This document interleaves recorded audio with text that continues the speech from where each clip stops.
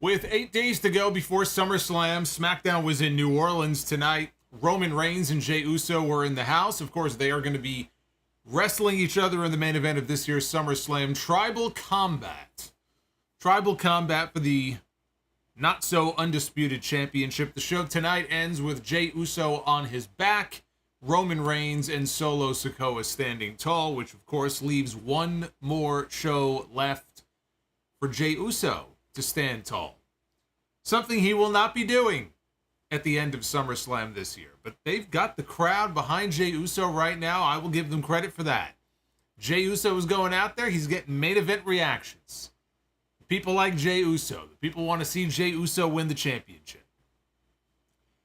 As you have found out over the years, if you are a WWE fan, you can't always get what you want. It's not going to end well for Jey Uso at SummerSlam this year. But it was more, paint-by-numbers stuff, I thought, on SmackDown tonight. When the show was over, a very middle-of-the-road episode. You might call it a mid-show. That is the word that came to mind when SmackDown was over tonight, a very mid-show. One of the matches I was looking forward to the most was Santos, Escobar, and Rey Mysterio in the finals of the United States title Invitational. They were going one-on-one tonight, I believe, for the first time. It was the first time in WWE, or did they have a match a long time ago when Escobar was a heel? They might have wrestled before. But this was their first really big match in WWE together. And it was the finals of this little mini tournament, so I thought, okay, we're at least going to get a really good match between them here on this show. And they went 15 minutes, and if I had told you that these two were going to go 15 minutes on this show tonight, you would think, man, it must have been a barn burner. Must have been a great match. It was not. It was not a great match, and the reason why is because it was stopped very suddenly. It was stopped very suddenly for what they said was an injury to Rey Mysterio. Things, though, are not always as they seem. We're going to talk about what happened in that match and who is going to be challenging Austin Theory for the United States Championship and when. But speaking of champions, the women's tag team champions were on the show tonight as well. Sonya Deville and Chelsea Green, not even 2 weeks into their reign as women's tag team champions, losing tonight. It was one of those champs are chumps kind of nights, losing to the makeshift team of Charlotte Flair and Bianca Belair. Can they coexist? A story as old as time that we have seen over and over again over these years in WWE. Yet another example of can they coexist tonight, and not even 2 weeks into their wonderful run, their just legendary run as women's tag team champions. Sonya Deville and Chelsea Green are losers here on this show. Of course, Sonya Deville and Chelsea Green are not on the SummerSlam card. Charlotte Flair and Bianca Belair are, so I don't really see how anybody could have been surprised by the outcome of that match. But the big question that I had coming into this show tonight, would they find a way to do the right thing and get LA Knight a spot on the WrestleMania, they should have gotten him a spot on the WrestleMania card. I'm still fuming about that. Would they find him a spot on the SummerSlam card? Even if it wasn't in a match. Would LA Knight say so? Would he cut a promo tonight? Would there be some kind of announcement or a hint or a tease of something that he might be doing on the SummerSlam card this year? And the answer is yeah. Yeah. As a matter of fact, he is going to be on the SummerSlam card this year. LA Knight is going to be part of a battle royal at SummerSlam this year. And I'm sure you're all very excited. Another meaningless battle royal. But the bottom line is, LA Knight is going to be on SummerSlam. He's going to be out there in front of 45,000 people at Ford Field. And I'm happy about that. Should he be in a meaningless battle royal? Should he be doing something else? Yes, he should be doing something else. But I'll take the little victories where I can get them. At least he's on the card. At least now we know. We have an answer now. This is your WWE Smackdown review for Friday, July 28th, 2023. I am the Solomonster.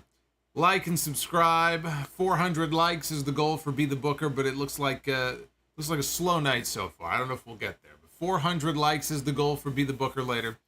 Super chats are open. Get them on in. I will read them a little bit later on in the stream.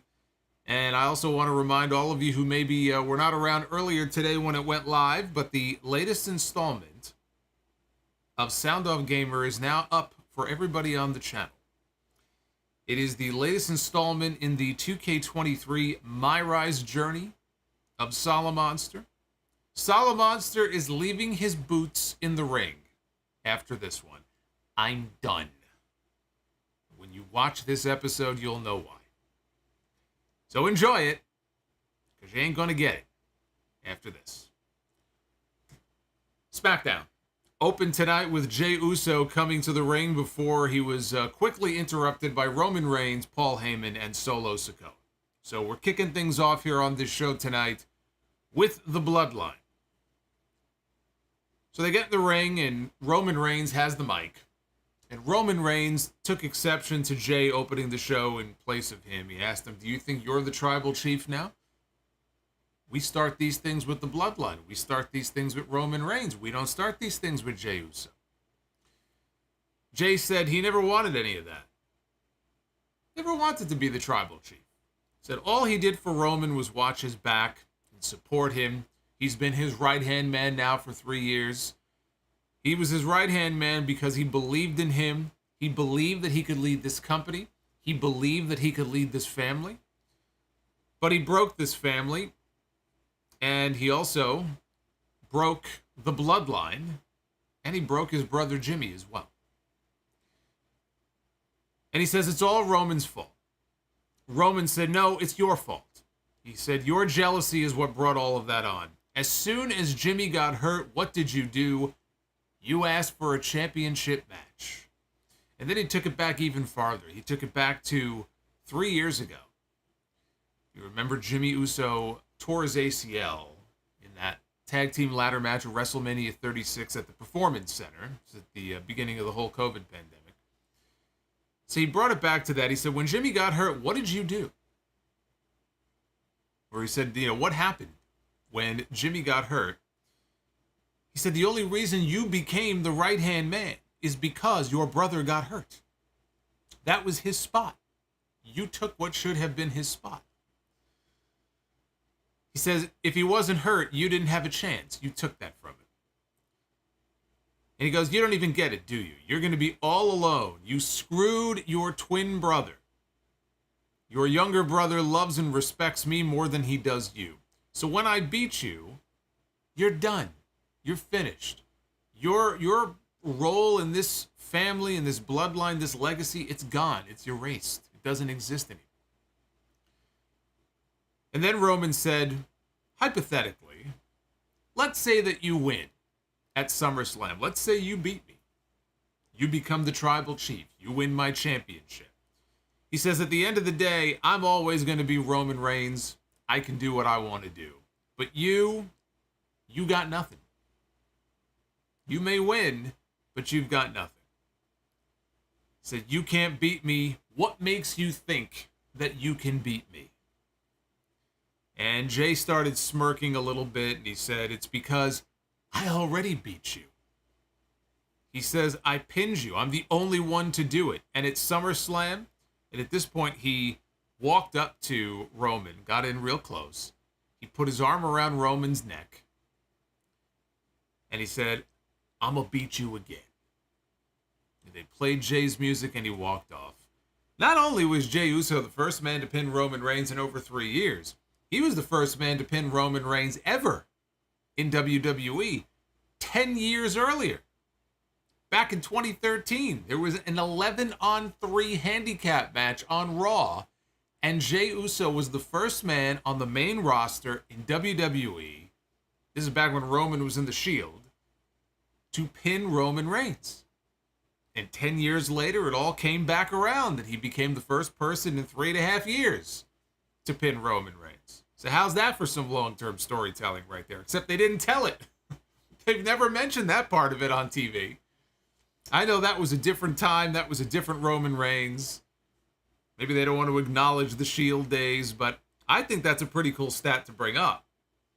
You could take it back as far back as Roman has been in the company. that Jey Uso has had his number, but they haven't brought that up on TV. But Jey pinning Roman at Money in the Bank is precisely why Jey is not going to win at SummerSlam. It's just not going to happen. I mean, can you imagine Roman Reigns, after going that long without being pinned, and as long as he's been the champion for, taking back-to-back pinfall losses? You think they're done with this Roman Reigns story? If they were done, he would have lost the title to Cody at WrestleMania. No, they're not done with this story. They're not done with Roman Reigns as the champion. Jey Uso has all the momentum right now. They want people to think that Jey Uso has a shot. They're doing their damnedest to try to convince people that Jey Uso has a prayer of walking out of Detroit as the undisputed champion. It's not going to happen. But I thought this was a fine segment. I thought Roman in particular was really good here. He showed some good fire. Tribal combat, as I said last week, it's a fancy way of saying it's a no disqualification match. Anything goes, no countouts, no DQs. I did see a few people, and I mentioned this on the podcast on Sunday. I saw a few people online the other day kind of theorizing that this whole tribal combat thing, and I thought maybe they mentioned something on SmackDown last week and I missed it, but apparently not. But they were theorizing that there would be no interference under tribal combat. There would be no interference from a blood relative. So if they're a blood member of the family, any literally part of the bloodline, they would be barred from interfering in the match because it would disgrace the elders, or it's against the tradition, or however they want to phrase it. And I thought maybe there was something to that, and I thought, well, okay, that's interesting, because how many times have we seen Solo Sikoa interfere in Roman Reigns matches, right, and help Roman Reigns win? So if we know going in that Solo is banned, although that, even when he got ejected from ringside at WrestleMania, that didn't seem to do much good. But if he was banned, I even made the comment, I said, well, Paul Heyman is not a blood relative, but that might make things a little more interesting. But evidently that was just a fan theory, because there was no mention of that whatsoever. And it does not look like that is the case. It is just a standard no disqualification match. I don't know if they'll have the outside of the ring decorated in some way. We had the Viking rules match on Raw last week. And they did the whole ringside area up with the shields, all over the Viking shields, all surrounding the ring, and the front of the Viking ship in front. I don't know if they're going to do anything special like that for this match. But all this talk about Jimmy Uso, who's at home licking his wounds and selling, the injury angle from a few weeks ago. All this talk about Jimmy, you cannot completely discount the possibility that they could be setting up for Jimmy return at SummerSlam, only to then turn on Jey. And I sincerely hope that doesn't happen, because to me it would just feel like shock value for the sake of shock value. They could always try to twist it and come up with some sort of storyline explanation for why Jimmy would turn on his brother. And they've said that they actually want to work a program or a match against each other at some point. But it really wouldn't make much sense. It would just feel like trying to shock the audience and swerve the audience for the sake of doing so. And honestly, I really don't want to see that. So I'm hoping that's not the direction they're going. And we could very well see Jimmy return at SummerSlam. In fact, I would expect it. Solo Sikoa is going to get involved in that match.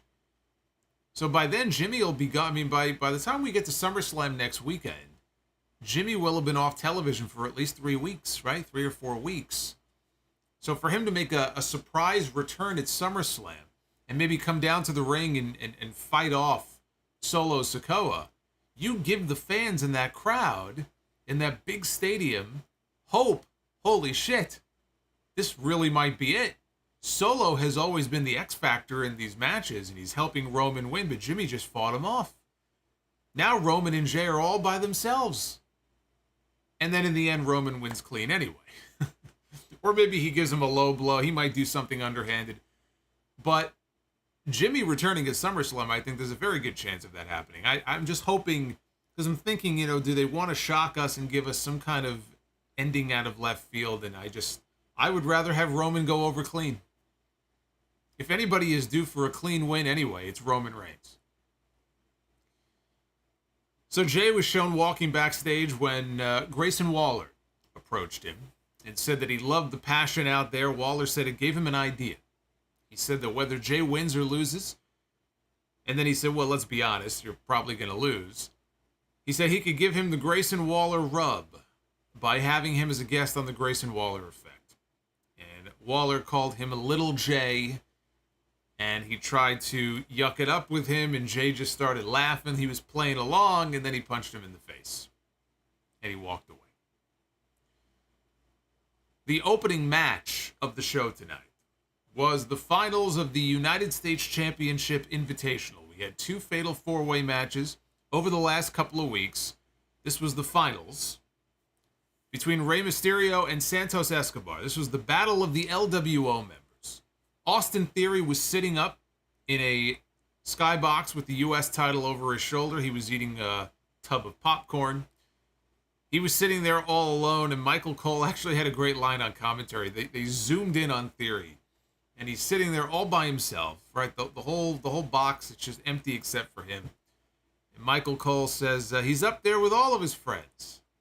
I said, hey, Cole actually got a good one there. That was a good line. That was a good zinger. I said a few weeks ago when Theory, for the first Fatal 4-Way match, sat in on commentary, Michael Cole, it felt like he was lighting him up. He was making Theory look like a fucking geek on commentary. It's supposed to be the opposite. Michael Cole is supposed to be the geek, not the other way around. So Michael Cole, I mean, he's getting his digs in on Austin Theory here. I mean, everybody is getting their digs in. It's not hard these days. You look at the way this guy's been booked. So anyway, the two men, they shook hands before the match started. A good show of sportsmanship. Escobar threw a kick to Rey's thigh early in the match. Rey slapped Escobar, who slapped him back. So it did not take very long for the sportsmanship between these two to go right out the window.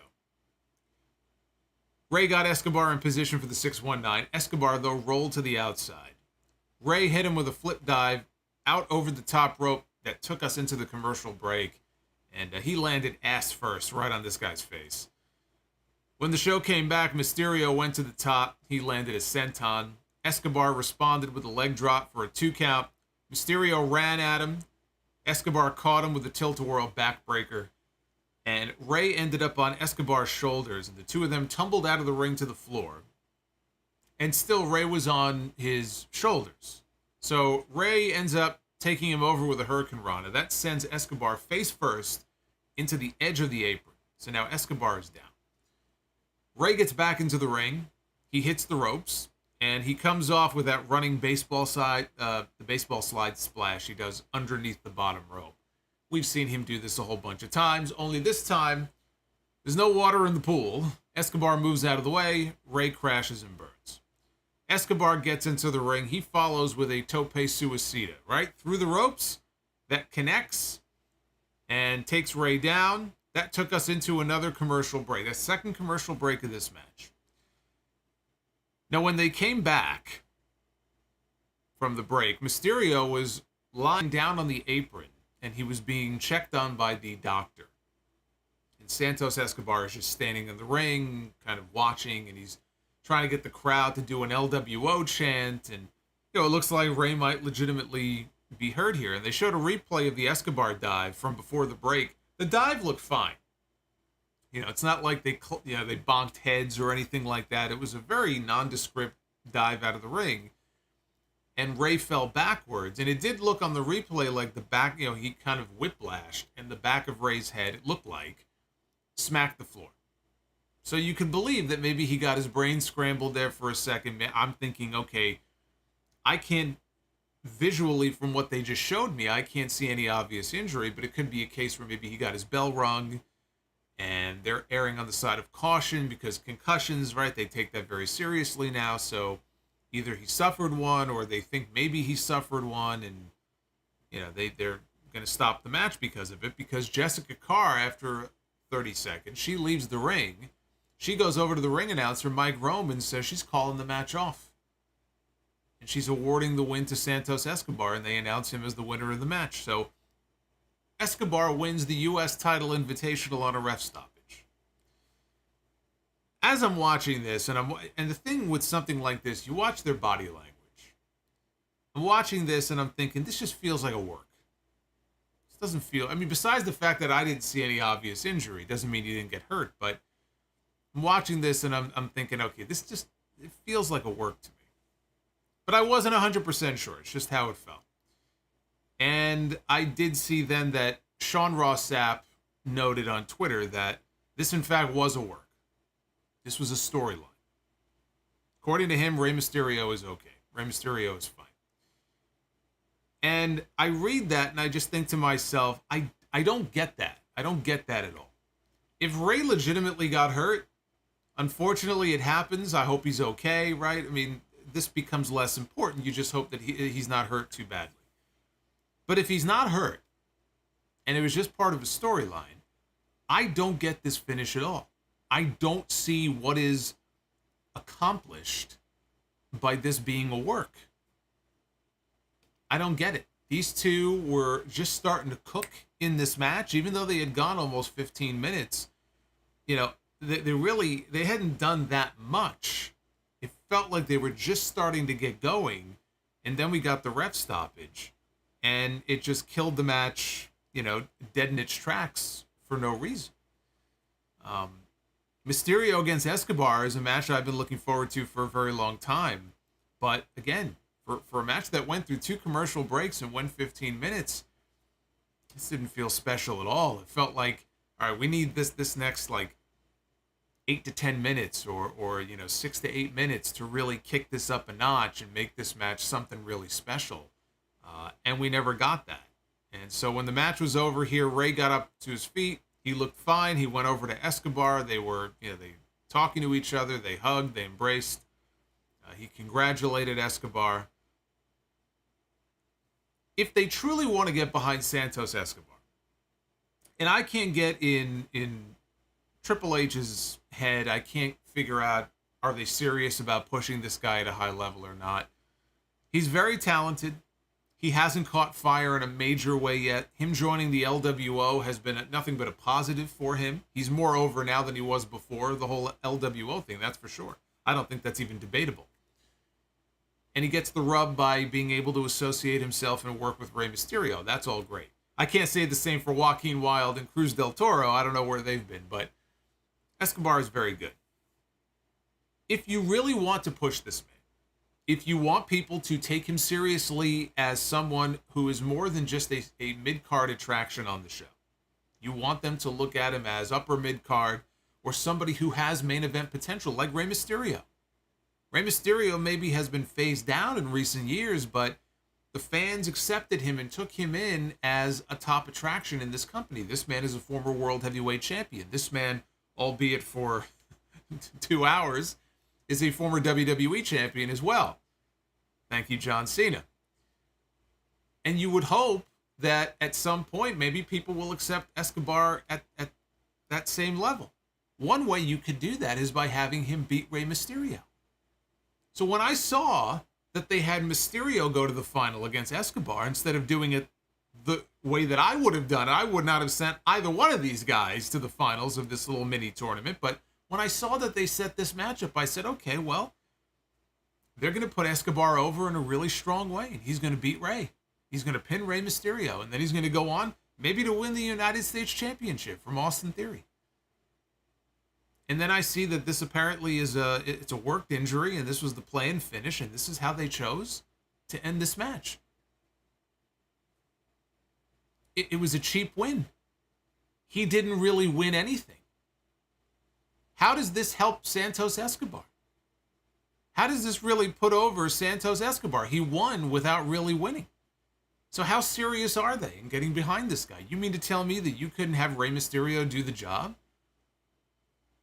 Can't imagine that Rey Mysterio, would have had an issue with it. I'm sure that had nothing to do with it. Does it really hurt Rey Mysterio to take a pinfall loss clean in the middle of the ring to Santos Escobar? It's a battle between 2 members of the LWO.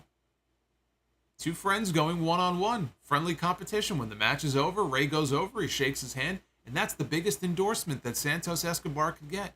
After a hard-fought 20-minute match, Rey Mysterio threw everything at him, but it didn't work. And Escobar beats him. He gets the biggest win of his career so far. Instead, It was this awkward finish that killed the crowd because people probably thought Rey was legitimately hurt. Escobar advances, but so what? He got nothing out of this. So now you have a completely, just a heatless title match now that's been set up because God knows Austin Theory isn't over. And that's now going to be the match between these two in 2 weeks. They made the announcement that the United States Championship will be defended on SmackDown. Not SummerSlam, but on SmackDown in 2 weeks. I believe that is the August 11th episode. The U.S. title has never meant less than it means right now. Not since Jon Moxley held that title when he was in the Shield. Because if you remember, when Ambrose had the U.S. title, he never defended it. They even joked about it on television. I used to joke about it on the podcast all the time. He won the U.S. title, he never defended it. Not since then has the United States Championship meant less. And if you go back before that, I'm not sure the U.S. title has ever meant less ever before than it does at this moment right now. Kayla Braxton was backstage with Bianca Belair. She didn't get to say much before she was interrupted by the women's tag team champions, Chelsea Green and Sonya Deville. They said that they've gone 11 days without a championship celebration. They also vented that things are always about Bianca and Charlotte. It's always about, tell me about it. It's always about Charlotte Flair or Bianca Belair. Bianca said they could always have a triple threat match. Charlotte showed up. She said that she needed Bianca at 100% heading into their triple threat match at SummerSlam. And Charlotte asked Bianca to go and team with her tonight against Sonya and Chelsea. And that was something Bianca simply had no interest in. And Charlotte said that only made her want to do it more. And she was going to go have a conversation with Adam Pearce to make the match official. I mean, she always gets what she wants, so naturally the match was made official for later in the show. I mean, you didn't think Adam Pearce was going to say no to her now, do you? Come on. You actually thought Adam Pearce was going to say no to Charlotte Flair? As soon as Charlotte said, you know what, I want this match, the match was made. They may as well make her the de facto general manager of this show. Whatever she wants, she gets. She could take the old Sonya Deville position. She could be the co-GM with Adam Pearce. AEW already has a bunch of EVPs that are talent. They wrestle and they're EVPs at the same time. I'm sure Charlotte could do the same in WWE. Now, after a break, Hit Row was in the ring, making fun of the fans in New Orleans when they were suddenly interrupted by LA Knight, who, of course, as he has been doing in every city, came out to a huge reaction from the crowd. He said he knew Will Smith was in the game, but he didn't know that Uncle Phil became a rapper. And when he said that, Flop Dollar flipped out. Then he said before they came back on the air from commercial, Death Row, they were calling New Orleans corny in their promo, I guess, when they were dark during the commercial. Said they were calling New Orleans corny. He said he thinks the way B-Fab's looking at him, she's got a little tingle in her loins. Says, I'd say she's horny. Since New Orleans is corny, she's horny. See, that's the joke. And everybody cheered, and of course, Shit Row was not happy about that. So then LA Knight told Ashanti, he said, a lot of people claim to be inevitable, a lot of people claim to be undeniable, but he lives it. Tonight, he gets to become the latest person to get dropped on their head, and then he got the crowd to chant his name, and they all chanted LA Knight, and they said, yeah, because they love this guy, and they love saying his catchphrase. Ashanti got the jump on him early, though, right at the beginning of the match. Flop Dollar got a cheap shot in on him, but when he tried it a second time, he got knocked off the apron. Knight then finished off Adonis with the BFT, and he pinned him. Honestly, that was the best-looking blunt force trauma that I think I have ever seen him hit. Because a lot of times when he hits it, it doesn't look good, whether it's him or the person, the way they're taking the move. It just doesn't look great. But I thought this actually looked good. But then there was no post-match promo. There was no tease or hint or any sort of indication about what he would be doing, if he would be doing anything at all at SummerSlam, and I'm sitting here going, you got to be kidding me. You're not going to announce anything. You're not going to have him get on the mic and vow one way or the other, I'm going to be at SummerSlam. It would become obvious later on in the show. We were not done with LA Knight yet. So even though we didn't get it here, we have not seen the last of him in this review just yet.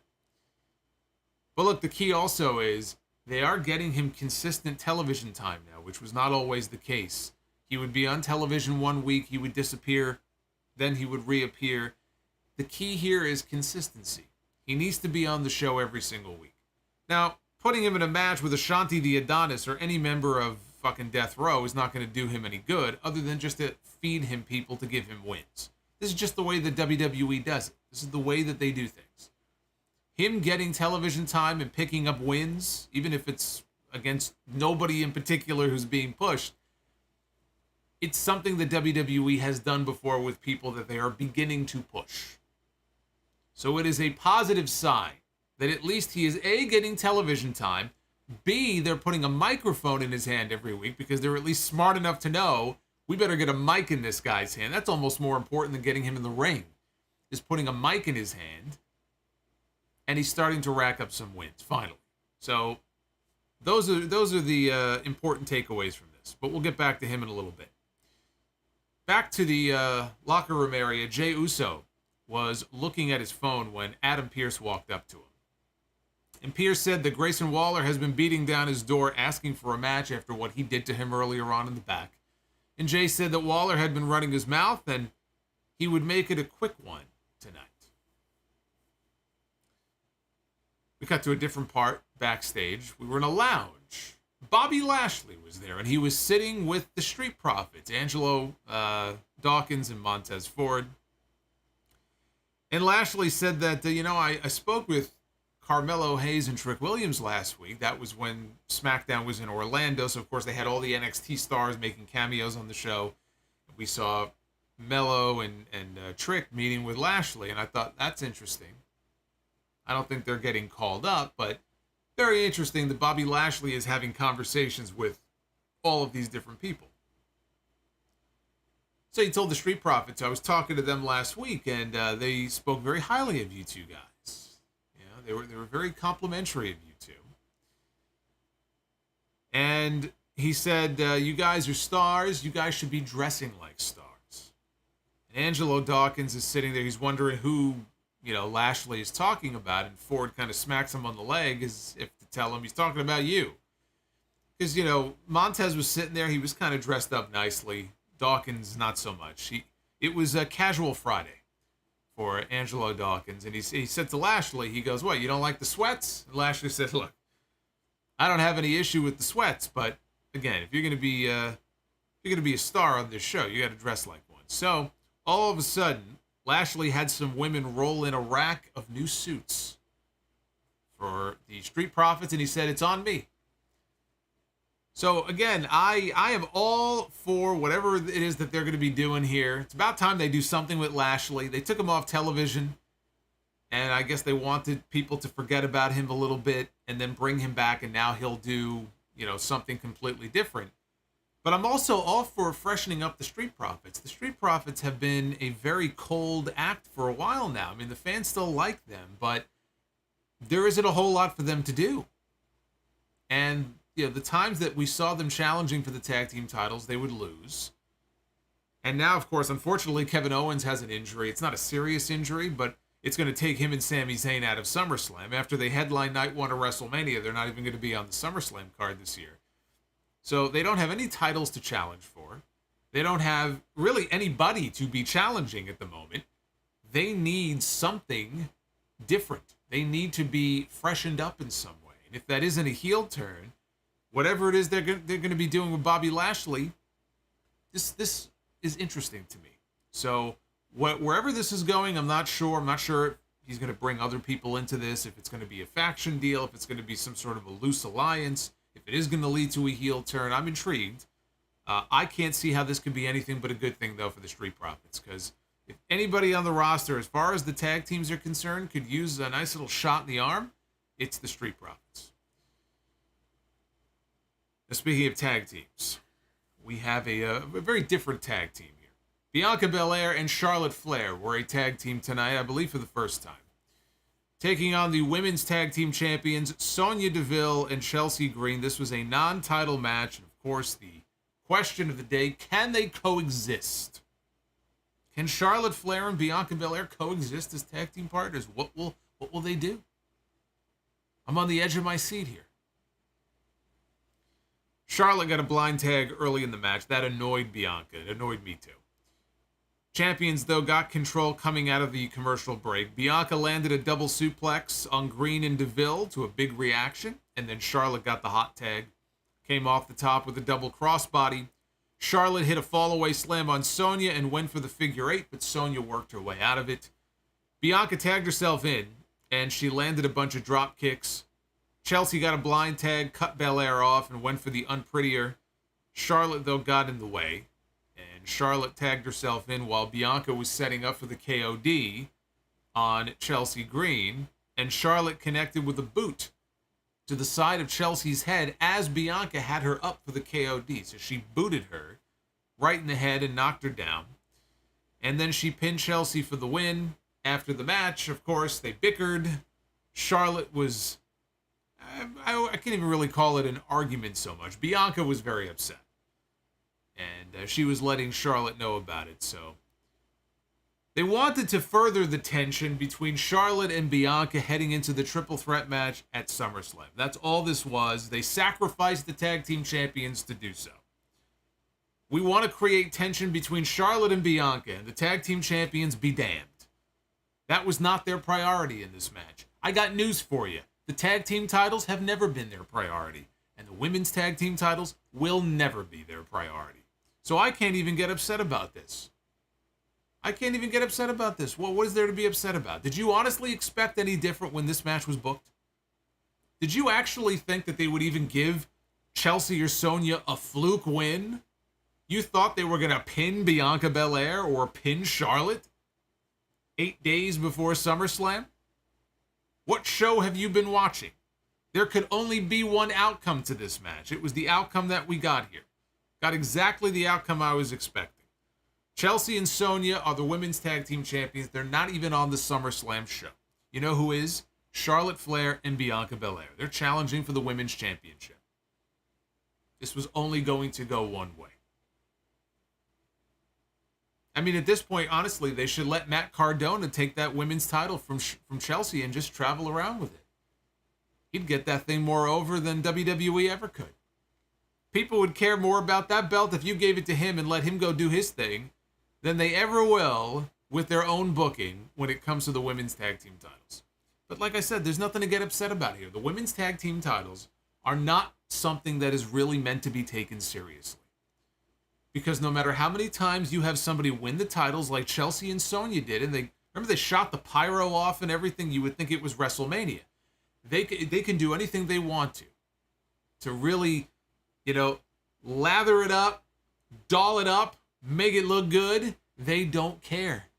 They don't care. By the time that they got to the back that night they won the belts, they were already an afterthought. So it's not even worth getting upset about. It's a shame. It's a shame whenever they do this with their champions like this. But again, this should not be a surprise to anybody. Now backstage, we had Bayley and Io Sky. They were talking to each other. Bayley had another creepy message that she found in her backpack from Shotzi, apparently the crazy girl. So they were going to go leave when Asuka showed up with her WWE Women's Championship. Asuka said that she's going to wrestle two of the very best ever at SummerSlam. She mocked the idea that Io might cash in her Money in the Bank briefcase. And Io said that she would leave SummerSlam as the WWE Women's Champion. We can only hope. That, especially if it's anybody but Asuka walking out with the championship when that match is over, we can only hope that Io Sky will be the new champion. Asuka has taken a back seat in her own program for SummerSlam. Asuka's the women's champion, and she is a complete afterthought in this whole triple threat equation. It's all about Charlotte and Bianca. Asuka's just sort of there for the ride, even though she's the champion.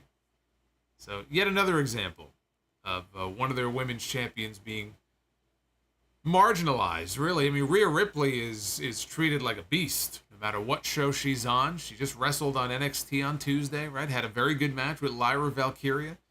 Rhea Ripley's all over the place. Rhea Ripley is... the problem with Rhea Ripley is not Rhea Ripley. The problem with Rhea Ripley is the fact that there's really nobody for her to work with. There really isn't. You know, Raquel, we'll see if they add that match to the SummerSlam card. It certainly seemed like the direction they were going in. And there's a history between them. But you get beyond that. I mean, if you assume that they're going to save Rhea and Becky for WrestleMania next year, what the hell do you do with Rhea Ripley between now and next April? You know, that's the problem with the World Heavyweight women's title on Raw. It's just the lack of believable, credible opponents for her. But Asuka is just a background player. Right? I mean, I can't say that about Rhea.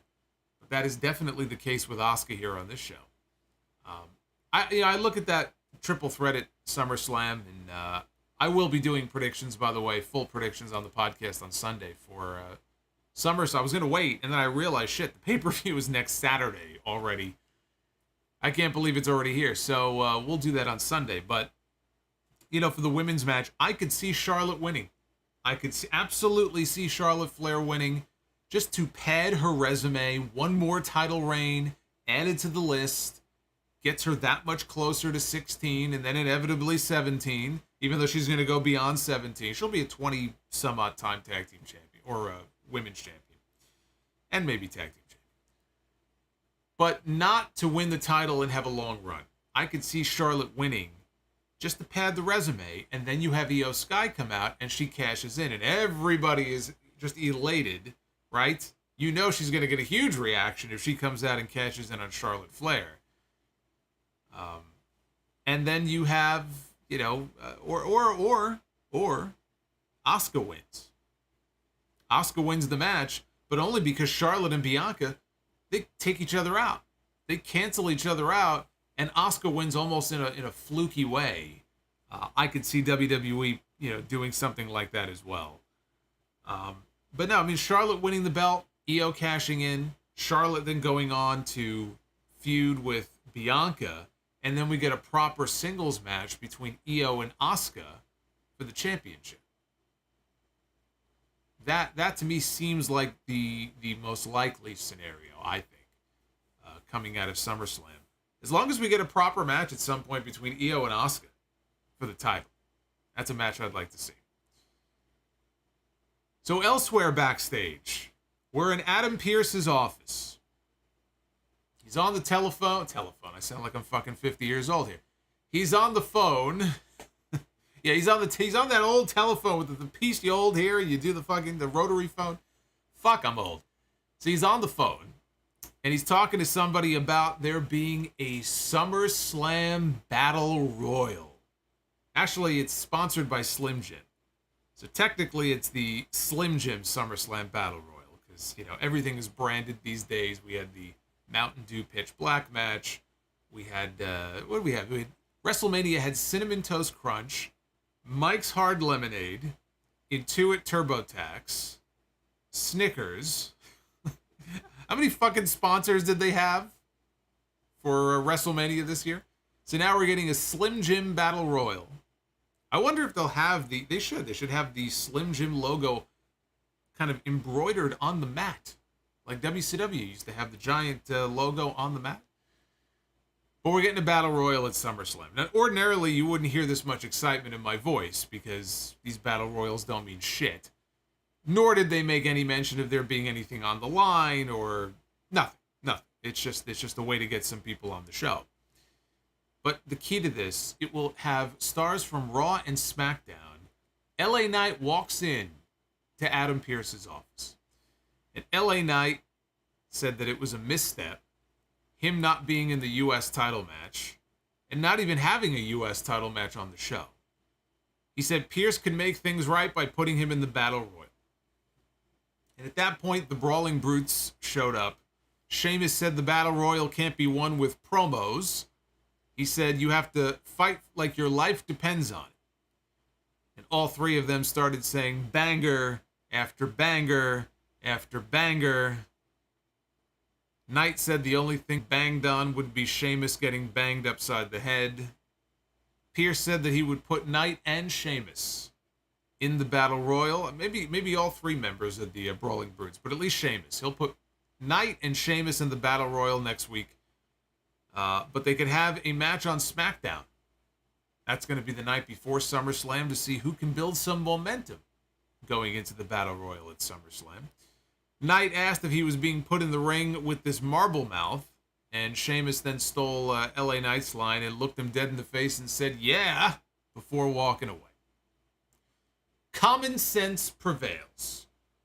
Common sense is usually in short supply in this company, but common sense prevails. And yes, I know, again, it is a meaningless battle royal. I mean, we get enough of those in AEW. We get enough of those in AEW. Weren't they having another one tonight, as a matter of fact, on Rampage? Did they have another fucking battle royal on Rampage tonight? I don't even remember what the Rampage lineup was, and I read it the other night. But I think they were having another meaningless... it wasn't meaningless. I think there's a tag team title match on the line. Explain that one, by the way. We just had a blind eliminator tag team tournament for weeks, only to have a battle royal tonight, I believe, to determine number one contenders for the AEW tag team titles. Make it make sense. So yes, does the battle royal mean anything? No. Here's what it means. Here's why it is important. It gets LA Knight on the show. This battle royal is not there for Sheamus and the Brawling Brutes. It's not there for Karrion Kross. It's not there for anybody else. It's there for LA Knight to give him something to do on the show. And I'm not going to sit here and tell you that he's a shoo-in to win, because I thought he was a shoo-in to win the fucking US title Invitational, and I look like an idiot. So I'm not going to sit here and tell you that LA Knight's going to win. This is WWE. He probably won't. He'll be one of the last two guys in, and then he'll slip and fall off the apron, and then some other schmuck will win the Battle Royal. They'll have fucking Top Dollar win the Battle Royal, because he can't go over the top rope, right? He's like the Iron Sheik at WrestleMania 17. They would do something like that, but at least he'll be on the show. And if they know what's good for them, if they know what's right, he'll win. And everybody will be happy, and everybody will cheer, and everybody will chant his name, and it'll be a great moment. And then we can move on and see what this supposed big push post-SummerSlam, as rumored, is going to look like. Since apparently it will not have anything to do with the United States Championship. So I have no idea what they plan on doing with him after SummerSlam. But at least he'll be on the show. Again, little victories. At least he will be on the show. That is the most important thing. Now we had Karrion Kross one-on-one with Karl Anderson. You might be wondering who? Since we don't really get to see him much anymore. Karl Anderson of Anderson and Gallows, the Good Brothers. He is still working for WWE. He's part of the OC. Anderson told the rest of the OC in the gorilla position when they were in the back that he wants to do this on his own. Let me do this on my own. That would prove to be his undoing in this match. Anderson hit an early neck breaker for 2. Scarlett grabbed his leg. Kross took advantage of the distraction. He suplexed Anderson, hit him with the cross hammer. Kross yelled out for AJ Styles before hitting his new finishing maneuver. He's got a new finish. He calls it the Final Prayer, which is basically a pump handle over the shoulder F5. And he got the pin. That's a better finish than the cross hammer. This is an improvement. And he picked up a rare win on TV. That doesn't happen very often. After the match, Kross applied a cross jacket on Karl Anderson, was putting him to sleep. He was not letting go of the hold. He looked dead into the camera, and he started yelling, "Look at what you did, AJ. Look at what you did."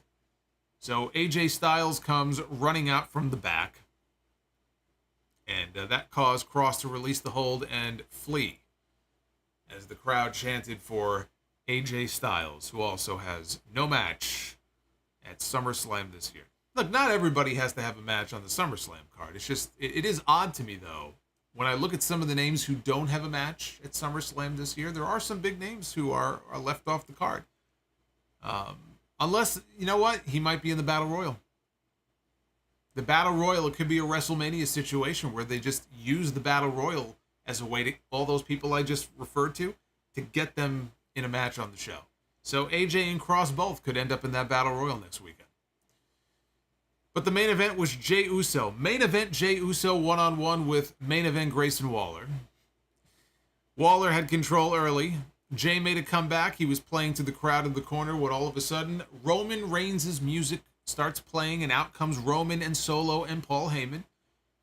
And they make their way down as they go to commercial. Of course, that distraction also allowed Waller to hit a knee strike to the back of the head. But that took us into the final commercial break. The show came back. Waller was working a side headlock on Jey. Jey fought his way out of it. Two of them battled on the second rope. Waller dropped Uso with a right hand and then followed that up with an elbow for two. Waller hit a spine buster and he started mocking the people's elbow. And he put his own little spin on it. He did a leaping elbow up into the air, but there was nobody home because Jey moved out of the way. Waller then ran into a super kick. Jey stared at Roman, and he hit a spear to a big pop. And then he went up top. He hit a big Uso splash on Waller and picked up the win. When the match was over, Solo Sikoa attacked Jey Uso. Sikoa lifted Jey up. He went for the Samoan spike, but Jey ducked it, hit a super kick. Roman ran into the ring, and Jey speared him to a big reaction from the crowd. They loved that. Jey went to the top. Sikoa, though, pushed Jey off, and Solo planted him with the spinning solo. Reigns got to his feet. He was fuming mad. Roman ran the ropes. He speared Jey when at the same time Solo hit the Samoan spike, so we got the spear spike combo. And Reigns was telling Jey that, you can't handle this, and he dropped the belt down next to him. Roman then got annoyed. The crowd started chanting, "You got pinned," and that pissed him off. So they picked Jey back up. They delivered another spear and spike combo, and Roman posed to close out the show. This was not a great match or anything, but I thought it was a good showing for Grayson Waller, even though he remains winless since making his debut on the main roster. Grayson Waller is now 0 for 3 in matches since debuting on TV and being cleared from the broken leg that he suffered in that last NXT match. I am still baffled. I am baffled that they did not have him go to the final of that U.S. title invitational. Again, they had the two triple threat, or the two fatal four-ways, rather. He was in one of them. That was one of the matches he lost. I am baffled that they did not have him go to the final and LA Knight go to the final in the other one. You do Grayson Waller and LA Knight, that could have been the match on the show tonight. And you have LA Knight go over, and you do LA Knight against Austin Theory at SummerSlam. Instead of doing a Battle Royal, you can add a United States Championship match, since the Intercontinental title is being defended, so why not the U.S. title? And you do LA Knight against Austin Theory at SummerSlam. I mean, it just seemed so simple to me. It was such a simple setup for what should have been a slam dunk gimme. And then I look at what they did on this show with Rey and Escobar, and that finish, again, assuming it was a work, and Rey is not really hurt, and I am just baffled that is what they planned. I almost can't believe that was the plan when they first conceived of this whole U.S. title invitational.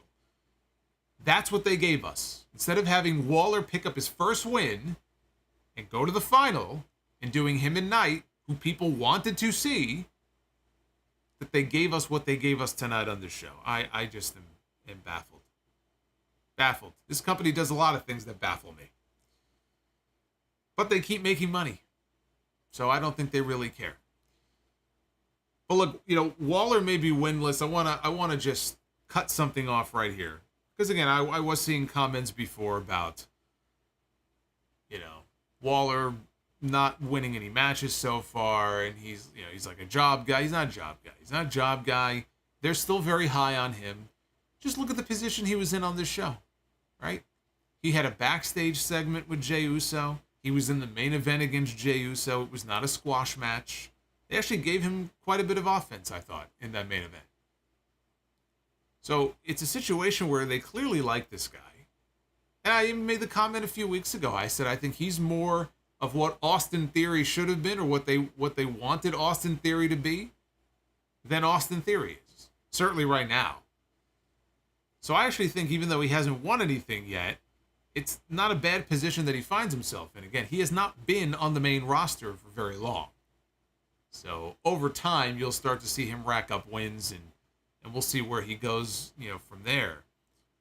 But the important takeaway wasn't him winning or losing. The important takeaway was the people's elbow spot that they did with him, and that little tease there where he was teasing the people's elbow. And again, he's been talking so much. Oh, God.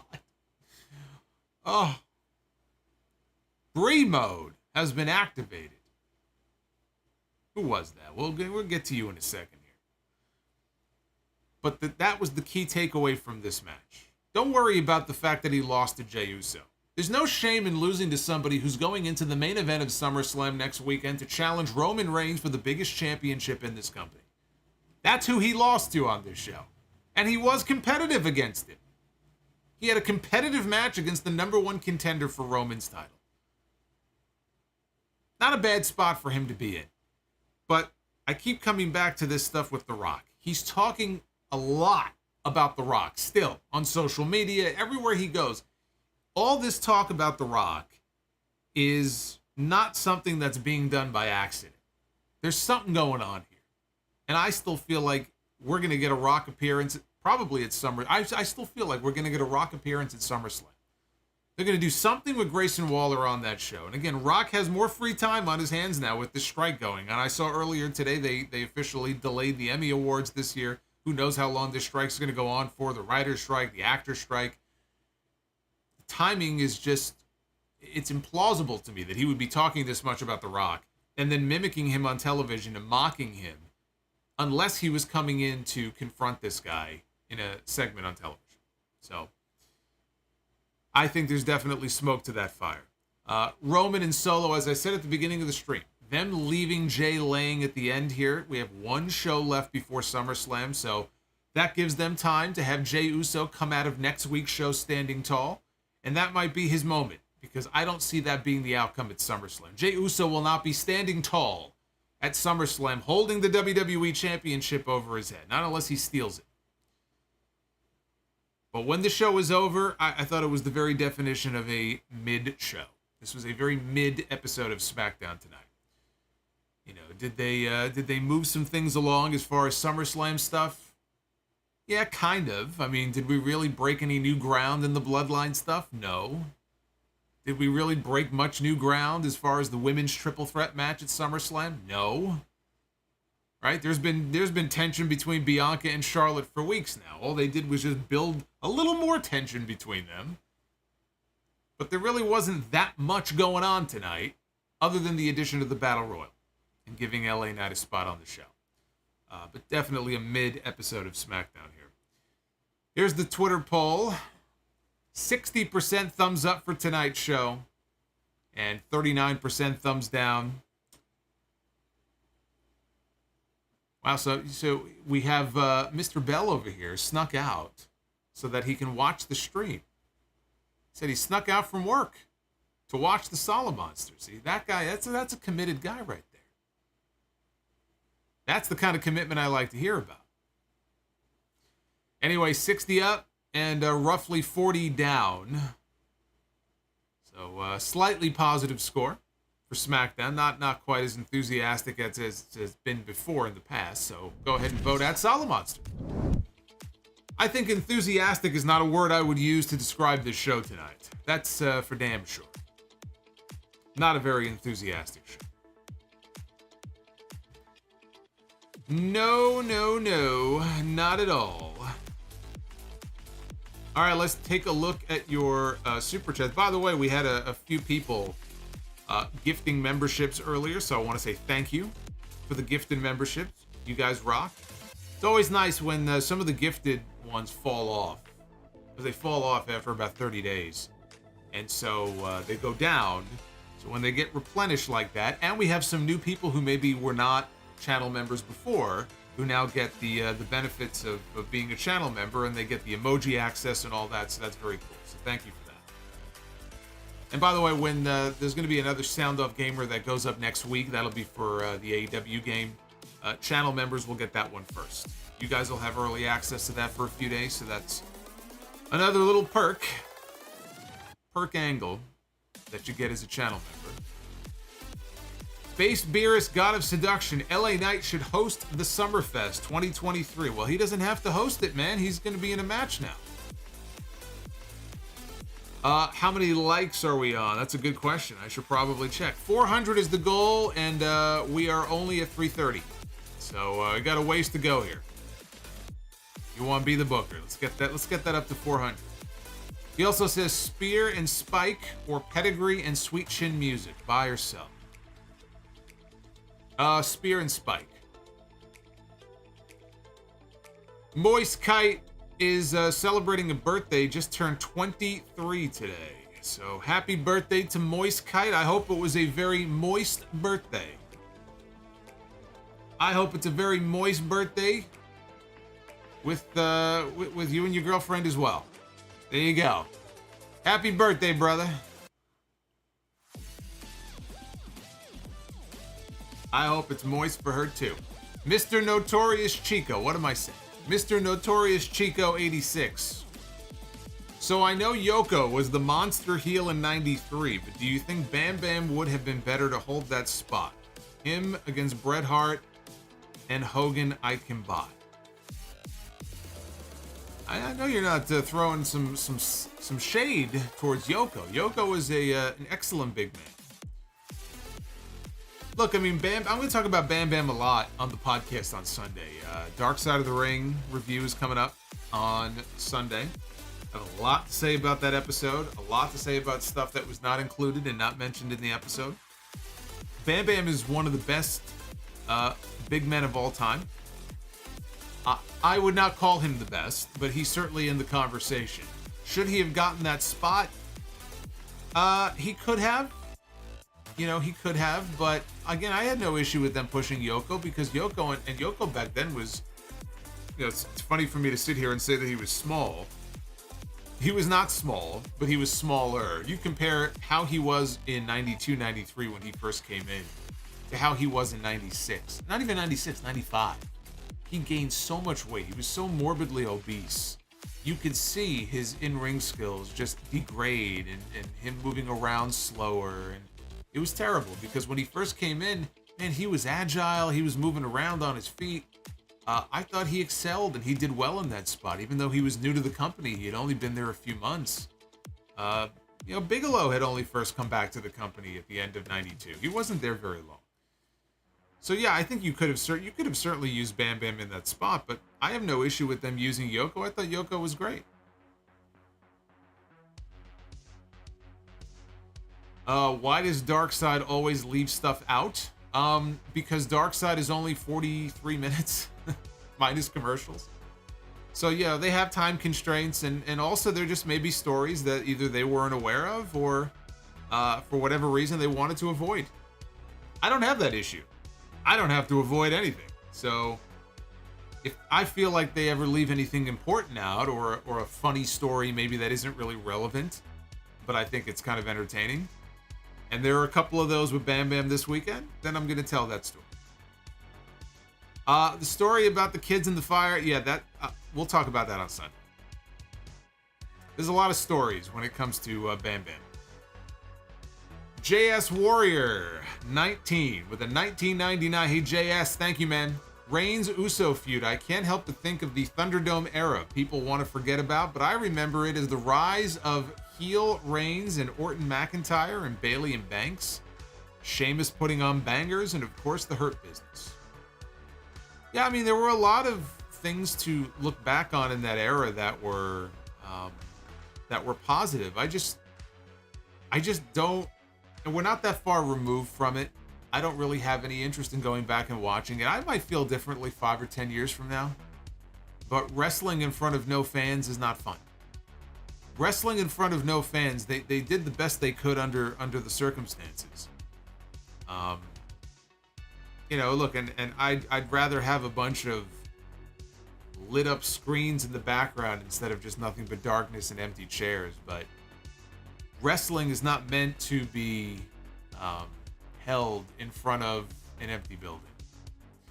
And it's not an era that I have an interest in going back and revisiting right now. But I do think at some point way down the road, you know, the nostalgia The nostalgia fanatic in me probably go back and rewatch some of those shows. Yeah, look, it was a moment in history. Hopefully we never have to go through anything like that again for the rest of our lives. It's going to go down as one of those periods that people are going to look back on if let's say, we don't have to do that again. They're going to look back on that. They'll watch it back on whatever streaming service WWE is partnered up with fucking 20 years from now, 30 years from now. And it's going to be a trip, you know, for them to watch that back, and we'll be all old and wrinkled up, and we'll be like, I was watching those shows back then. I watched Rey Mysterio get his eyeball popped out at the Performance Center. I watched The Undertaker in the Boneyard. It's going to be us. That's going to be us. The Yatagaratsu. Tavish is the future of WWE. Fuck Tavish. Fucking Tavish. Rodimus Prime, buy or sell. The worst pay-per-view WCW ever created. World War III or Road Wild? I did not like World War III. I know people love the whole 60-man, 3-ring, battle royal shit. I never liked it. It was too busy and just filled with way too many job guys and guys who had no chance of winning. At least the Royal Rumble, it's one ring. Here you had 3 rings with guys who had no chance of winning, mostly. But I gotta go Road Wild. Road Wild was the dirt worst. Hog Wild, Road Wild, whatever you want to call it. That sucked. Having to sit there and listen to all these motorcycle, riders sitting in the crowd honking their horns the entire time. And then the stories about how Harlem Heat was treated by the crowd there. I think for that first show. Yeah, no. That was easily the worst. 0 Point with the $5 super chat. See, now people want to know, who is Tavish? Who's Tavish? Tavish is my trainer from the My Rise story mode in 2K23.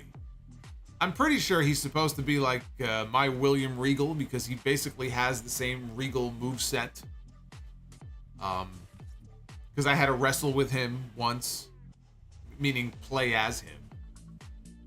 For the most part, though, he just stands there in story mode in the cutscenes and everything, and just rambles on about absolutely nothing. And when you see what happened in the latest Sound Of Gamer, you'll know why I say fuck Tavish. There you go. 0 Point. Too disappointed for Brie mode tonight.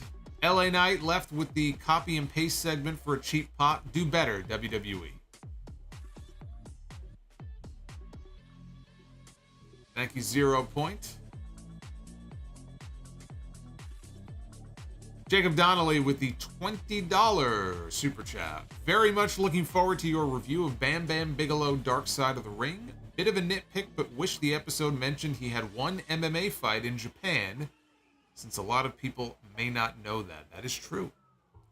He did have an MMA fight. Not only did he have an MMA fight, here's something else they didn't mention that some people may not know. He actually owned and operated his own deli in retirement. It was out in Pennsylvania.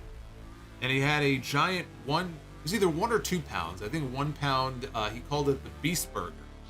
And there were some fans who would write into RSPW back in the day who visited the deli and said they went in and he was there, you know. I mean, he wasn't there like with the white hat on serving everybody, but he was there and he was very nice and very approachable and take pictures with you and stuff. And they said the portions at the restaurant were, I mean, it was like a small place, but the portions apparently were just gigantic. So it's too bad I never had the chance to visit. I think it was in, Hamlin. Anybody who's in Pennsylvania, maybe you know where it is, Hamlin, Pennsylvania. I think it was only for a couple of years. Didn't last very long. But yeah. We got Deontay Soigné. Solo is as cool as the sky is blue. Thank you again for making my workday awesome while I was listening. Was at Smackdown. Fun time, up and down show for me. Got to see Chelsea live. So awesome. All love, man. So Deontay was in New Orleans. Is that the Smoothie King Center? Is that what it is? Or is it the Yum Center? These fucking names now. I think it's still the Smoothie King Center in New Orleans. I should know. I mean, I was there too, but that was many years ago.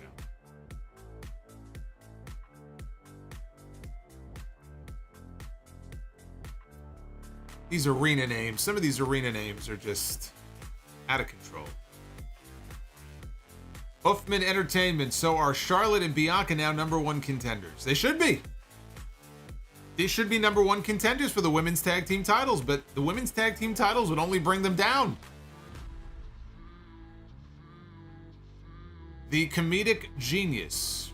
Honestly, the only surprise of the women's tag match was the fact that it wasn't for the belts. WWE loves to have a rivalry with the tag team titles.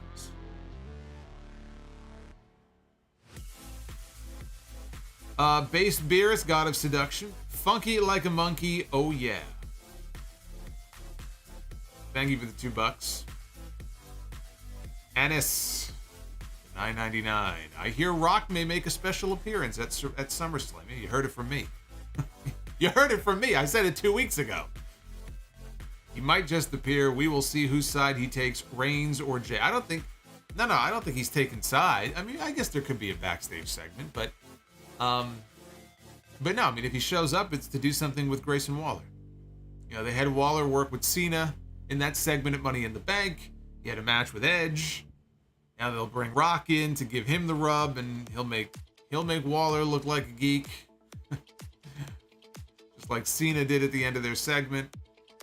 I actually thought on the mic he actually he did better than Cena did at Money in the Bank, but then Cena left him laying with the attitude adjustment. Nitty Gritty with the $9.99. It's so hot, my boys down below feel like Danny DeVito sitting in a sauna. Is anyone actually looking forward to SummerSlam? Plus, rumors are Rock may appear soon due to the strike. I am looking forward to SummerSlam, and I'll tell you why. I'll give you one good reason why I'm looking forward to SummerSlam, and it has nothing to do with LA Knight. One thing I have given WWE a lot of credit for this year, their streak of pay-per-view shows. Starting from the Royal Rumble in January, and every event, every single one. Elimination Chamber, WrestleMania, Backlash, Night of Champions, Money in the Bank. Excellent show after excellent show. They are undefeated so far this year. Every pay-per-view that they have done has been an excellent show. So I expect that streak to continue. They're on a hot streak as far as these PLEs go. So I don't have any reason to doubt that when that show is over next Saturday, it won't be anything but great. And if not, when I come on for the live review, then we'll talk about it. And I guess I'll open the stream and say the streak is over. But they're on a hot streak right now as far as the quality of their pay-per-views. So I actually have high expectations for this show next week. Arabian Night. Should they call up Roxanne and Lyra to feud with Rhea? They're going to have to call people up from NXT. At least they're going to have to call up, I think, a couple of different women soon. Rhea is going to need some competition, and so now would be the time to do it. So you can take a few months to, build them up a little bit. You're not going to call them up and just thrust them immediately into a feud with Rhea. I don't know if Lyra is the person to call up, even though they had a good match on Tuesday.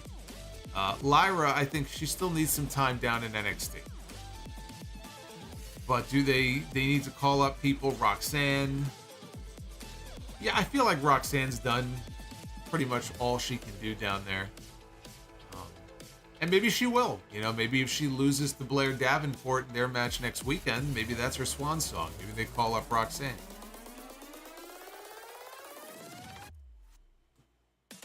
I don't know if this is the way that you want the name pronounced, but I'm going to call you Libido Bell.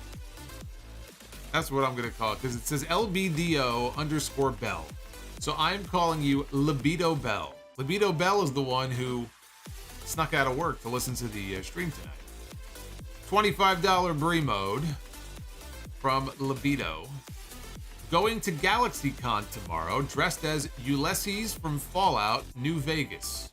Gonna get photos with the Hardys, Foley, and your boy Bret Hart. Well, there you go. I mean, you said Bret Hart. That's a hell of a day right there. Tell him I said hello. Tell him I said hello. Give him a shout out from me.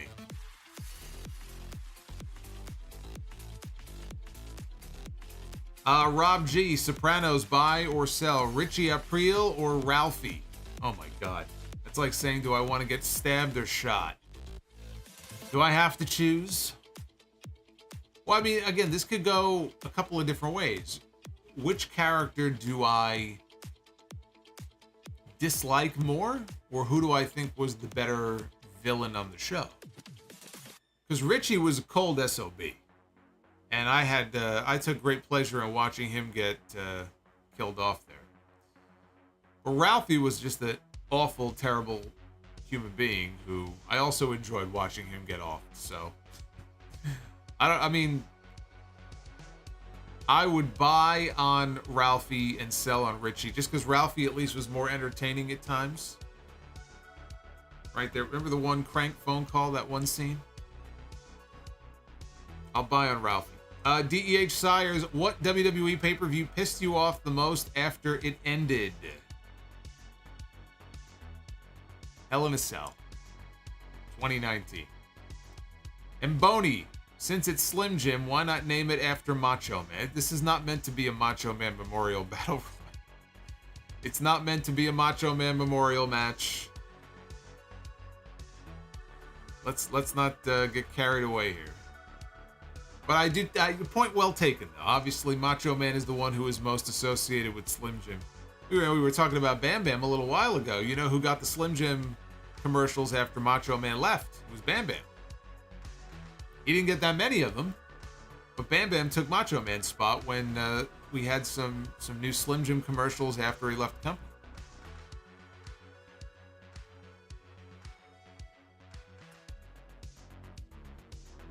All right, so there you go. Some good questions. Thank you very much. So again, if you missed it, there is a brand new Sound Off Gamer up. Make sure you don't miss out on this one. I promise you, you'll be a hell of a lot more entertained than I was as I was in the middle of playing this. Could very well be the last time you see me playing this game, but that is up right now. There'll be a brand new AEW Gamer going up next week. Again, that'll be first for channel members. And welcome to all of our new members here tonight. So the next time I'm going to be live with you, most likely, will be Monday. Because I'm going to be gone most of the day tomorrow. I don't know when I'm going to get home, and I don't want to commit to anything, so I won't be streaming tomorrow most likely. Whatever happens on Collision, got a big match tomorrow night. MJF and Adam Cole are challenging FTR, FTR Hair and FTR Bald, for the AEW Tag Team titles. So whatever happens there, if I'm not live, obviously we'll talk about it on the podcast on Sunday. But that is a big match coming up tomorrow night. We got Libido, Drehan. Oh, it's Drehan. Was in Portland for a porno.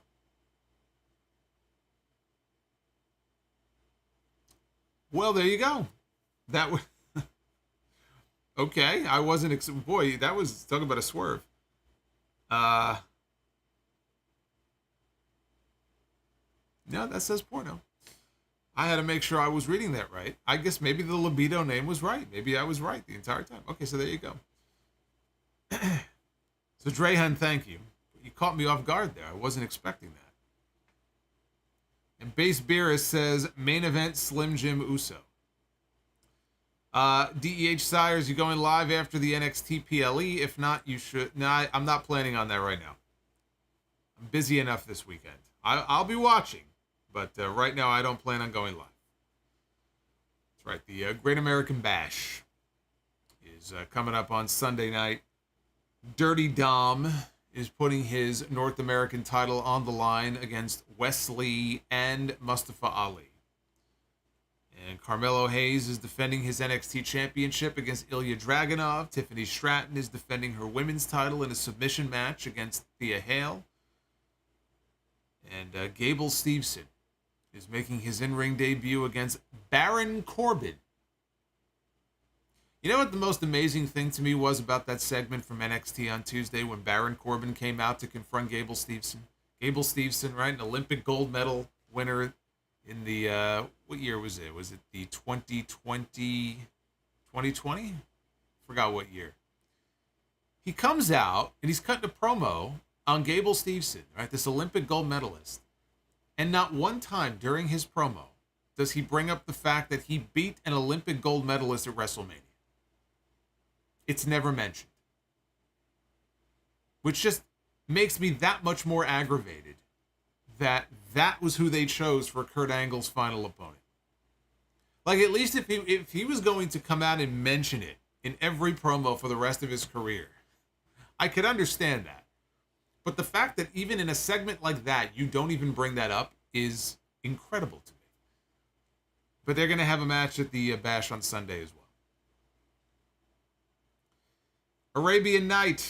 Will they add Becky's match and Rhea's match at SummerSlam, making the card 10 matches? Seems like a lot. Also, I'm sad Roosh did not sign with WWE and join his bro. Becky and Trish should be added. Rhea and Raquel is the question mark right now. But I'm almost... I mean, they're not going to leave Trish off the card. I mean, she came back. I think the whole reason she came back was to build to a SummerSlam match with Becky. This is probably going to be her blow-off. Bobby's World. You were definitely pissed after Hell in a Cell, but I also remember you being pissed after Backlash 2018, which had Reigns against Samoa Joe. Great review. Oh, I'm sure. Look, I was pissed after a lot of shows during that period. What was the Hell in a Cell that had Roman and Braun Strowman with Mick Foley as the referee? They had a fucking Hell in a Cell match end when Brock Lesnar came in and beat both of them up, and the match just ended. There were a lot of pay-per-views during that period of a few years there where I was hot when I came on the stream. But Hell in a Cell 2019 is always the one that just pops into my head right away. That's always number one on my list. Cameron Spencer, thank you for the $4.99. I appreciate it. I'm more entertained by bad matches than good matches because bad matches are funny. Rollins and Wyatt Hell in a Cell is an example. Do you see where I'm coming from? Yeah, I see that you're a masochist. That's okay. That's okay. Some people take pleasure in that.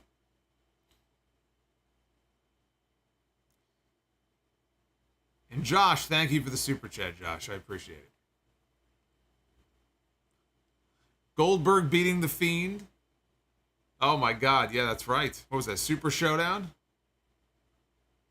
Yeah, there were definitely some animated reviews that I had. But anyway, thank you for crossing the goal. We are over 400 likes here on this stream, which is good enough for me. So thank you for that. Let's go ahead and be the booker. Ladies and gentlemen, it is now time to be the booker. Man, look how excited that lady is in the lower right-hand corner of your screen. In this image here from Bret Hart and Steve Austin at WrestleMania 13. As Austin wallops Bret in the back with a chair, while Bret is on the top rope. There is a woman in the crowd, and she is so excited. Her excitement is just infectious. All right, here we go. You know the drill. 3 matches. It's only a 3-match card. Let's hope for the best. We begin with Danhausen. Danhausen, who has been out since, I think, Revolution, with a torn pec. Danhausen, one-on-one with the Undertaker Hausen. Not only the Undertaker, but the American Badass Undertaker. Undertaker and Danhausen. How do I give that anything but a bell? Come on. You fucking kidding me? Undertaker and Danhausen? Like if you like Danhausen, that's a huge match. If you hate Danhausen and you think he's an embarrassment to the industry, then you get to watch the Undertaker absolutely just murder this guy. What's not to like? It's a win-win situation. That's right, Undertaker, big evil, right? Danhausen, very bad, very evil. I feel like they would have made a very good odd couple tag team. All right, We begin with Ty Mello, who cannot wrestle right now because she is pregnant, so we're going to ignore that. I'm sorry, you're not medically cleared. So let's get her out of there. I can't let a pregnant woman wrestle. I'm not going to do that. I have certain standards here in my promotion. We begin here with, now there we go. There we go, but, she's hurt. She's hurt. I can't go with her. Mercedes Moné. There she is, the former IWGP Women's Champion, still out recovering from a broken ankle. As much as I would love to continue on with her here, she's injured. So another medical disqualification here. We're not having a lot of luck. Let's start over again. Oh my God. What is going on here? What is this? Alexa Bliss, another pregnant woman. What the fuck?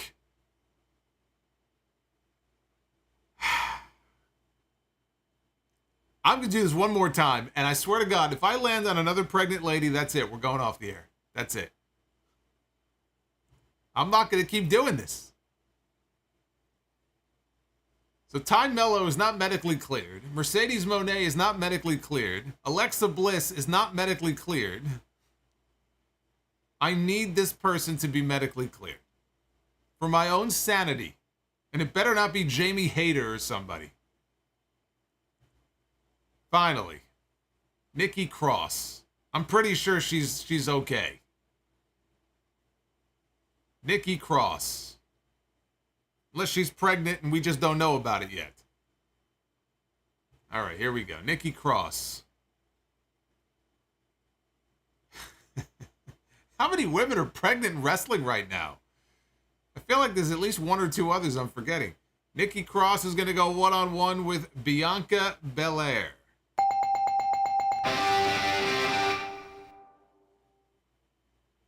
I'm in a giving mood tonight. Because that one's kind of on the fence. Yeah, Nikki has really been marginalized. She's really just not been booked at all recently. But Nikki Kross, you know, when Nikki Kross is being pushed, and not as a superhero wannabe, Nikki Kross is very good. Bianca Belair is great. All right, so we're 2 for 2 so far. Despite my best efforts to sabotage Women's Be the Booker. At least here I know I'm not going to land on somebody who's pregnant. We got the Road Dogg and Billy Gunn, the New Age Outlaws. There you go. Road Dogg and Billy Gunn, one of the more popular tag teams in WWE history. One of the unlikeliest tag teams in WWE history. They got misted by Asuka. Ty Mello got misted by Asuka too, her pregnant mist. Oh, Carmella, that's the other one I was thinking of. Carmella's out too, she's pregnant. All right, it's going to be the New Age Outlaws against the Powers of Pain. Nice old school wrestling tag team match right there. Didn't I land on them recently? I could have sworn I just landed on them, I think, on Monday. Wait, Powers of Pain get around. Look at Mr. Fuji. Look how happy he is. Look at Mr. Fuji-san. 3 for 3 in Be the Booker. There you go. Powers of Pain and the New Age Outlaws. Yeah, we did land. We did. Okay, so I know I'm not crazy. We did land on the Powers of Pain just recently.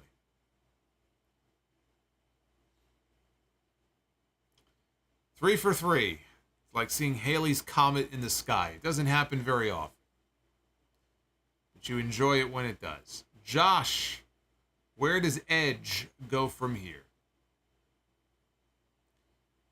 Hopefully at some point before he hangs it up, which I think might be, I really do think it might be next year. Hopefully we get that Edge and Kevin Owens match. I always wanted to see an Edge Kevin Owens match. I don't know where he goes as far as his next feud is concerned. I mean, technically he's on SmackDown now. And he already did, they blew off the Grayson Waller match. I can't see them going back to that. But, you know, you could do something with Edge and oh gosh, I'm trying to think of some of the, God, Edge in theory just sounds fucking terrible. Edge challenging Roman, no, we've already seen that. Edge and Lashley, I don't see that happening. Edge and Karrion Kross, that also doesn't sound very exciting. I don't know. I don't know. In the near term, I'm not sure, but I am hoping we get that KO match at some point. And Arabian Knight says, buy or sell, better career, Seth Rollins or Jon Moxley? It's close.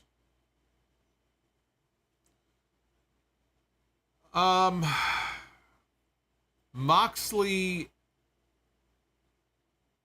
again, better, that word is so subjective. What do you mean by better? Better in-ring matches? What kind of matches do you like? Do you like more technical matches? Do you like matches where there's a lot of high flying going on? Do you like matches where there's a lot of blood and violence and weapons and garbage? Because if that's the case, then Jon Moxley's your guy. But he's not the in-ring performer that Seth Rollins is, not even close. So I think it really is a subjective thing that depends on what your definition of better is. Jon Moxley found success in WWE and was a fan favorite. He was a United States champion. He was a tag team champion. He was an intercontinental champion. And he was a WWE champion. He won Money in the Bank. He was part of one of the best factions of all time in that company. Was a main eventer from day one, just like Seth Rollins. Seth Rollins was a main eventer from day one. Seth Rollins is a WWE champion, an intercontinental champion, a United States champion, a tag team champion. They were tag team champions together at one point on Raw. Their careers, as far as their accomplishments, mirror each other in many ways. But then when Moxley leaves, he goes and finds success in a totally different company, an upstart company that didn't even exist 5 years ago. And really, ever since then, Moxley has been a main event top star in that company. Multi-time world champion. Look at the year he had in 2022 when he came back from rehab. He was the MVP last year in AEW. The way Tony Khan leaned on him, people would go down with injuries. CM Punk, who stepped up? Jon Moxley. When CM Punk went down again, who stepped up? Jon Moxley. That counts for something. Even if you don't like Jon Moxley, he was a very important piece of the puzzle for AEW last year. Seth Rollins has spent the last decade plus of his career working for one company. And he's a big star in that company. He's the world champion right now, but the company was not as, I think, dependent and reliant on him as much as Tony Khan was Jon Moxley. That counts for a lot for me. So when you say who had the better career so far, I'm inclined to say Jon Moxley. If I had to give you an answer, I would buy on Jon Moxley and I would sell on Seth Rollins. And it has nothing to do with his ability. I think his ability as a performer in the ring is better than Moxley. He has better matches than Moxley. But I think Moxley, when I look at his body of work and what he's been able to do in AEW, after having a big run in WWE, Rollins doesn't have that. You know, when Rollins was in Ring of Honor, he was still young. You know, he started to really build his name down there, but he didn't become a big star until he got to WWE. And that's where he's been for his entire career, basically. But Moxley proved that, hey, I can go somewhere else and I can be a big star there too. It's got to count for something.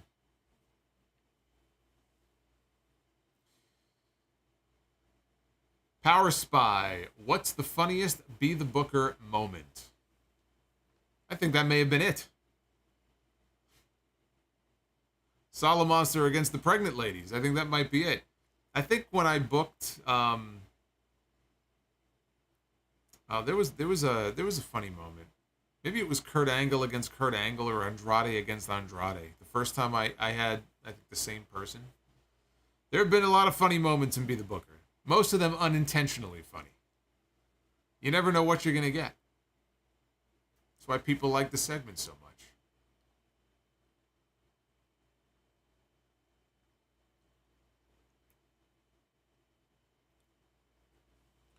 If Seth Rollins goes to AEW, he'll be a bigger star than Jon Moxley, but he hasn't gone to AEW. That's the point. You can't say, well, if he did. That's not an answer. You can't say, well, oh, but if he did this, if he did that, yeah. But he hasn't. When he does, then I might change my answer. But he hasn't. You can't manufacture something that hasn't happened and say, well, if he did that, then he would be better. My point is he hasn't done that. So, doesn't count. That's the whole point.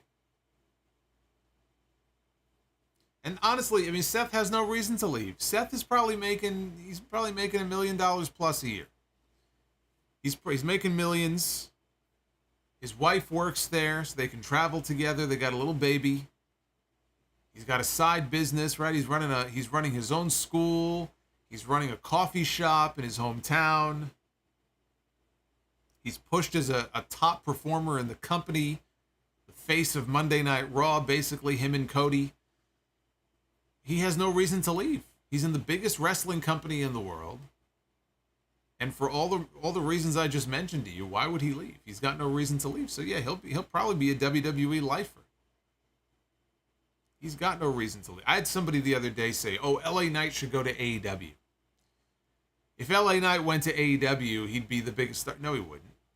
If LA Knight went to AEW, he would get lost in the shuffle with everybody else who pops up on Dynamite once and then disappears for 4 weeks and then reappears. So sending LA Knight to AEW does not automatically mean that they would do what WWE has not done with him up to now. He'll probably end up as the next Miro. You really want that? They have enough people in AEW. I don't think it would work out too well for him there.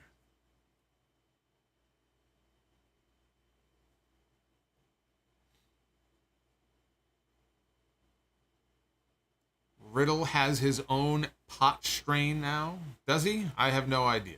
I feel like Riddle is a pot strain.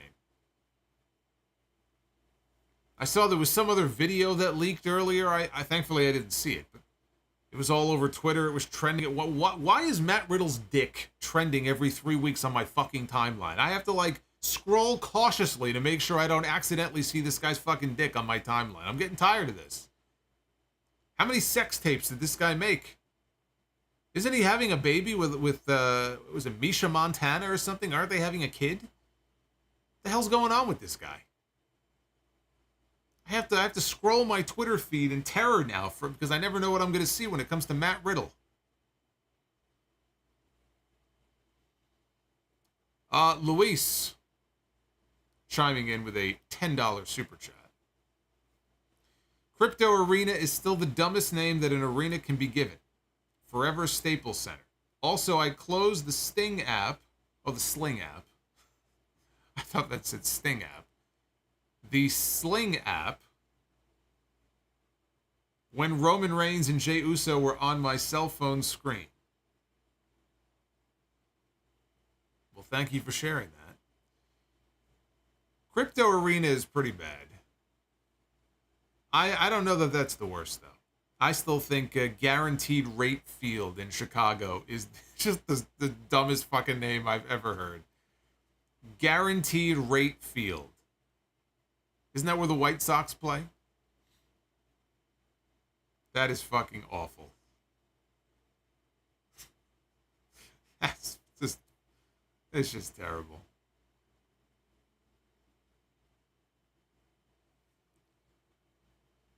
You wonder why Matt Riddle will never be a world champion in WWE? Stories popping up like this every 6 weeks doesn't help his case.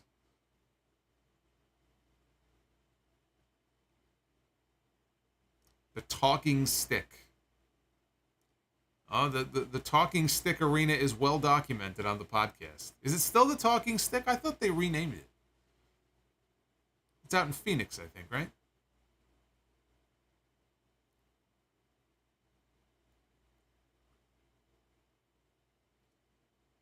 EJ says, it's still called Comiskey Park. Nope. Guaranteed Rate Field. Even U.S. Cellular Field was better than Guaranteed Rate Field.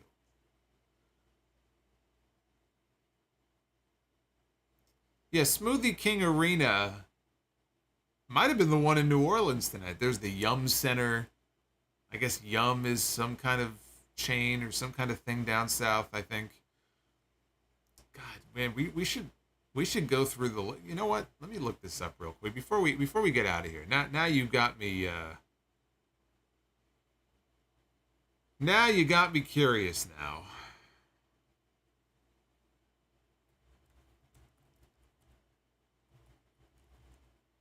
I want to look up this list here of the worst arena and stadium names. Okay, so here we go. Let's take a look at this list here. I found a top 12 list.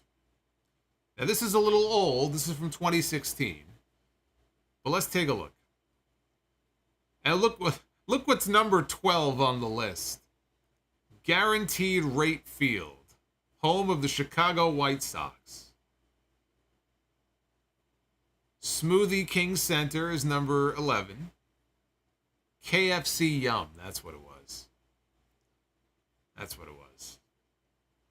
The KFC Yum Center. That's number 10. What? The Tony Macaroni Arena? That can't be real. Tony Macaroni Arena, home of Livingston FC, a Scottish football club. That's pretty bad. The Tony Macaroni Arena. Talking Stick Resort Arena is number 8, home of the Phoenix Suns. The Scotiabank Saddle Dome. That's not bad. That's actually, that's not bad. Number 6, Welcome Stadium. Number 5 is Mendehoes Jungle. That's what it says. Mendehoes Jungle. Mend-a-Hose Jungle. Home of the Castleford Tigers Rugby League Football Club. Number 4, University of Phoenix Stadium. What's so bad about that? Oh, okay. I see. That is weird. University of Phoenix Stadium is the home of the Arizona Cardinals. Okay, well, that is strange. Oh my God, I can't even pronounce this. Number 3, I cannot even pronounce. Should I even attempt to pronounce what number 3 is? Dr. Y.S. Rajasekhara Reddy ACA-VDCA Cricket Stadium.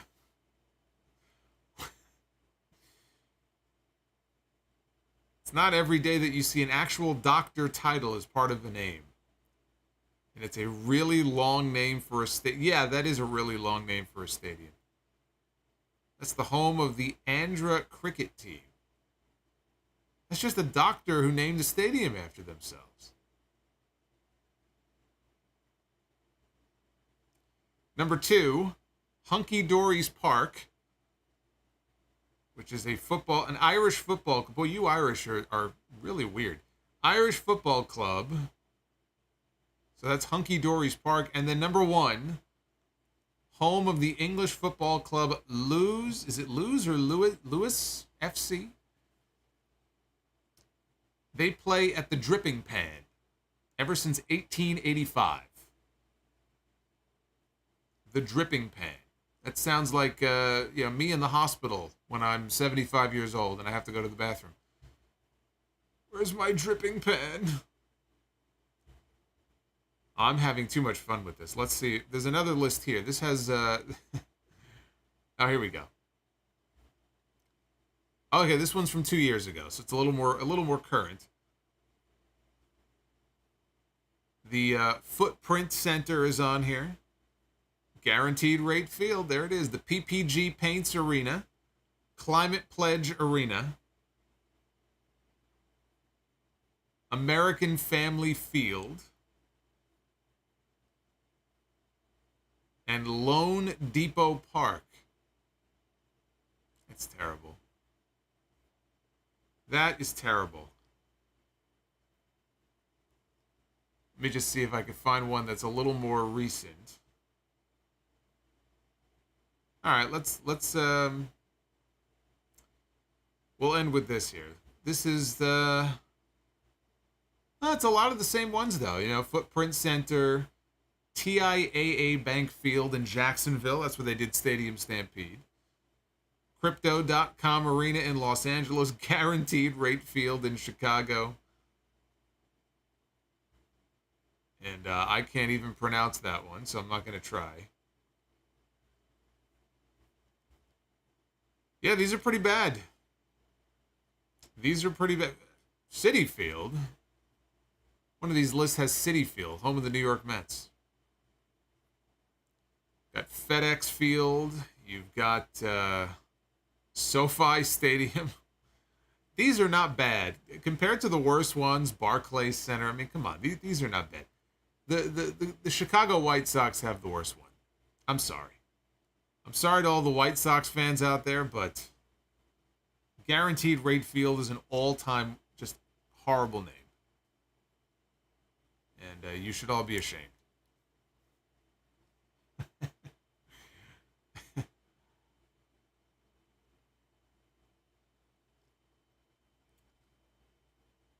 Hey, B, I agree. All right, I'm going to be back with you live on Monday night for the Raw review. But, of course, before then, we have Sound Off episode 819 coming up on Sunday, loaded with... actually, I say loaded. It's a pretty quiet week news-wise. So we'll cover what we can. We'll have SummerSlam predictions. We'll have Great American Bash predictions for the show that night. And we'll talk Bam Bam Bigelow on Dark Side of the Ring. So thank you again for all the Super Chats. Thank you for the gifted memberships. You guys are awesome. You could always leave a comment, or you can leave a super thanks in the comment section if you want. But make sure you hit that like button on your way out. And I will see you guys back here very soon for more Sound Off live on YouTube. Have a good weekend.